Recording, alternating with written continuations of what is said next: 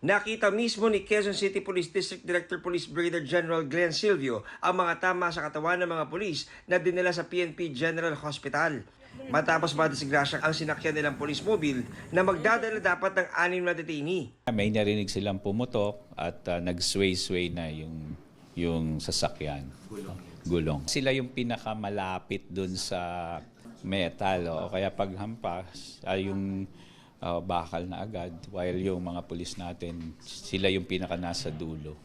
Namatay ang 5 person under police custody o PUPC. Ang nag-iisang nakaligtas na detainee nakatakdang operahan.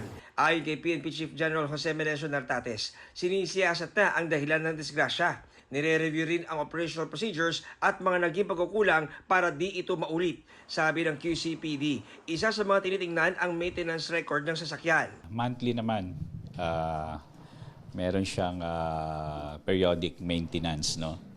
At ito po ay in-inspect din ng ating District Logistic Officer. I think first week ng April. Sisilipin din ang pagkakaposas sa mga binibiyaheng detainee. Restricted yung galaw kung siyempre talaga naman SOP po natin na pag mag-travel tayo during court hearing and may commitment order papuntang BGMP talagang SOP po na naka-handcuff po. Iniiwasan din natin na matakasan tayo at upon impact nung sasakyan doon sa pader, talagang titilapon yung lahat ng taong nandun sa likuran.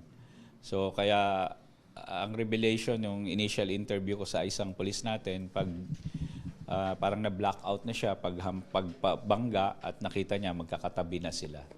Sasampahan ng reklamong reckless imprudence resulting in homicide, multiple physical injury, and damage to property ang patrolman na nagmamaneho na naaksidenteng sasakyan. John Consulta, Nakatutok, 24 Oras.